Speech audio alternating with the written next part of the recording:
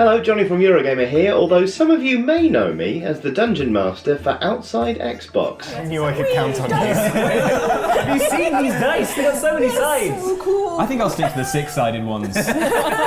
You're holding a D12. This is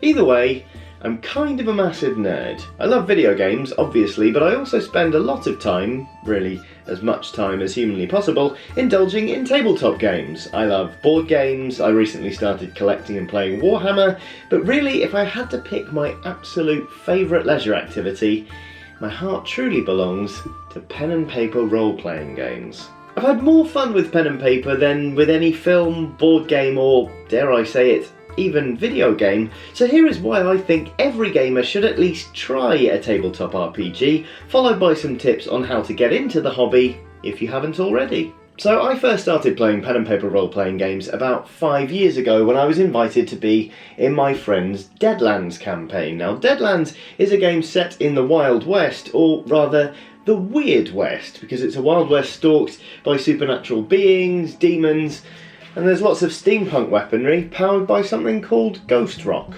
As well as meeting some new people who are now among my closest friends, Deadlands opened the door to an experience that was exciting, unpredictable, but most importantly, personal. Because we were able to design our characters ourselves and determine everything about them from how they acted in a broad sense to the most minute and incidental of details, it really felt like they became a part of us. See, one of the things pen and paper games have as a distinct advantage over video games is that nothing needs to be coded. So, free from the constraints of a game engine or the processing power of a computer, really the only limit to what you can conjure up and attempt is your imagination. And because you influence every minor detail, that session or that campaign becomes entirely yours. Role-playing is a collaborative, creative exercise with its own highs, lows, quirks, and punchlines. So what does all that mean then? Well, role-playing is a bit like sitting around and telling a story, but a story you're not fully in control of. Generally speaking, everybody around the table will be playing a character they've created, except for the GM or Games Master, sometimes known as the DM or Dungeon Master. The GM acts as the narrator, describing the world, setting out the challenges, and filling the shoes of any NPCs the players might encounter. They also act as the referee, making sure the rules are followed and the dice are rolled at appropriate moments. See, while you can get your character to attempt pretty much anything in a pen and paper role-playing game, it's the dice that decide whether or not that attempt actually comes off. The example I always use when explaining how pen and paper games work mechanically is the barman in the saloon. So let's say you're playing in a Wild West setting, and you're outside a saloon. You might say to the DM, okay, I push open the back wing doors, I walk up to the bar, and I start talking to the barman. And generally speaking, that's something a person can attempt and indeed pull off without much difficulty, so you wouldn't really have to roll for that. The DM would say, okay, you push open the batwing doors, the saloon looks like this, there's a piano in the corner, it's not very busy, the barman is just standing there polishing a glass. You walk up to him, he looks like this, he turns to you and he says, howdy, and that's when you start having a conversation in character and the game rolls from there. If, however, you said, I kick open the batwing doors and before my foot hits the ground, I draw my gun, fire from the hip and plug the barman right between the eyes, that requires quite a bit of skill, so you're gonna have to roll for that. The DM's gonna say something along the lines of, okay, that's a shooting roll, but you're -1 for being on one leg, you're -2 because you're drawing your gun in the same action and you're shooting from the hip. They might apply different modifiers based on the system because all of the rules are different. You don't really need to worry about that right now. The important bit is the player would pick up a dice and then they'd roll them, and the outcome of that would determine whether the bullet hits its mark or goes wide, hitting either the wall or, in a really bad situation, an innocent bystander. And it's that random element that makes role-playing a game rather than a group of people sitting around telling stories about how great they are. Pen and paper then is a collaborative exercise of unlimited potential, but variable chances of actual success. It's also a collaborative exercise that lasts for a long, long time, depending on which way you choose to play it, of course. Some games can be over in as little as a couple of hours, but lots of people choose to string individual sessions together in a campaign that can span months, or even years. The longest campaign I took part in, for example, lasted 3.5 years in real time. We had breaks every now and then, of course, but on the whole we tried to play every single week. With an average session time of about 3 hours, we spent a hell of a long time with those characters and, well, we became really attached to them. To give you an example, my first character in Deadlands was a real team player, but he also died after just a few sessions. My fault for taking on a guy with supernatural powers and a great axe, I suppose. Anyway, I didn't want to make a carbon copy of the same goody two-shoes character, and I felt like I knew everyone well enough to stir things up a bit, so I rolled a nihilistic character called Kohana, who was, frankly, a bit of a knob. It wasn't deliberately obstructive or anything, but he had a way of doing things that occasionally ran up against the established operating methods of the existing posse. And one of the great things about character creation in Deadlands Reloaded specifically is that you have to take edges and hindrances. Edges are designed to give you, well, an edge in certain situations, while hindrances are character flaws that determine how you play and where you're limited. So Kahana, for example, had an edge that gave him a lot of extra damage when he was fighting anything supernatural.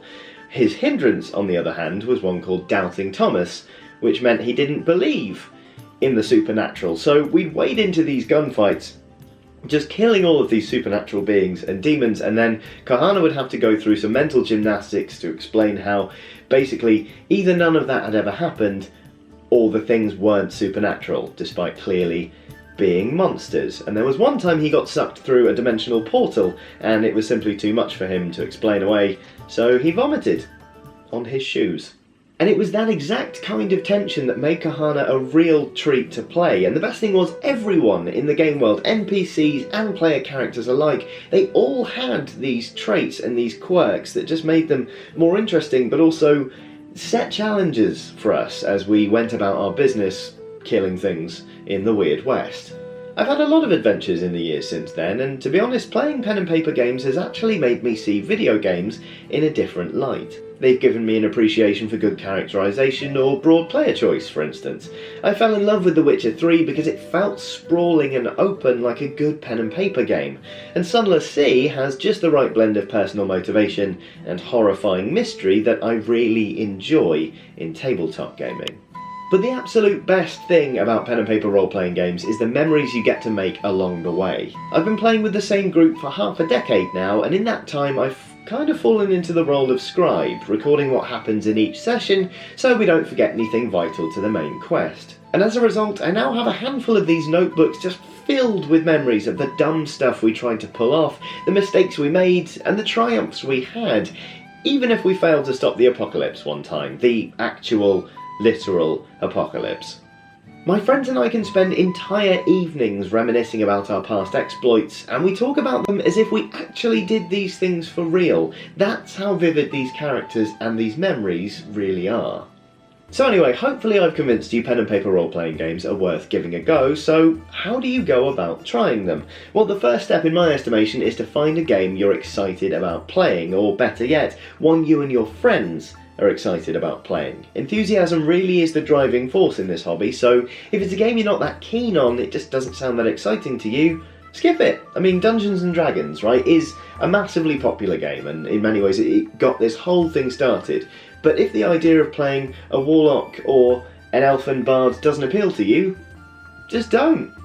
There are plenty more out there, and there's really no bad place to start. It's all about what works for you. I'll cover some of my favourites in a moment. Anyway, once you've found a game, you need to find some people to play with. Ideally you can grab some friends and play in someone's house, but I realise circumstances don't always allow for that. Thankfully there are some helpful alternatives to consider. Playing over the internet is one of them. Lots of groups meet up on Skype in order to play, and there are apps like Roll20 designed to help facilitate games online. If you're lucky, there may also be some local groups open to new players. These are sometimes run out of board game shops, which will let you put up a personal ad or just straight up tell you the information if you're looking for a group to play with. Don't be discouraged, in other words, if the friends you can think of off the top of your head can't or won't play with you. Once you've found some people, decide who's going to be the GM, make some characters, and go for your life. So like I said, there are loads of games out there for you to try across loads of different settings and systems, so here are some of the ones that you might like to check out, just from my personal preferences. I've already mentioned Deadlands Reloaded quite a bit. It's one of my all-time favourites, and it runs off the Savage Worlds system, which is notoriously easy to pick up and play. I mean, sure, the combat is wildly inconsistent, but that's part of the fun. Dungeons & Dragons is obviously hugely popular, and for good reason. It's a high fantasy setting that encourages good character development and has the advantage of players really knowing their characters before things get started. The rules have changed a lot over the years, however, and not all players think those changes for the best. Pathfinder and Labyrinth Lord are similar games you might also want to consider. If you're looking for something a bit more space age, Fading Suns is a fantastic space opera of a game, with all sorts of weird powers for your characters to take, loads of worlds to explore, and even some massive ship battles to take part in. If sci-fi appeals, but you don't want to throw yourselves thousands of years into the future, however, either Cyberpunk or Shadowrun should be right up your street. Both are near-future settings crammed with human augmentations, magic, and no shortage of skullduggery. Hot War is an excellent game I'm playing at the minute, set in 1960s London in an alternate timeline wherein the Cold War went hot, and most of the UK is an irradiated, monster-filled wasteland. It's cheerful stuff, let me tell you. Blades in the Dark, meanwhile, is a relatively new and wonderful game that any fan of Dishonored or The Lies of Locke Lamora should really check out. Everybody plays a criminal in the city of Duskval, pulling off scores and avoiding the police in a dingy city filled with ghosts. But if you're looking for something a little easier to run and also a bit scary, you might want to consider Dread.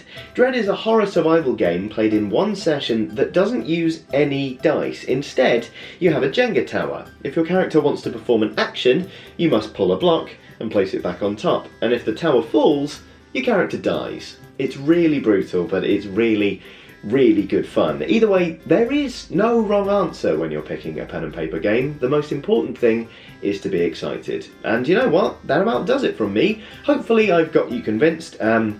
If not, thanks for making it to the end of this video.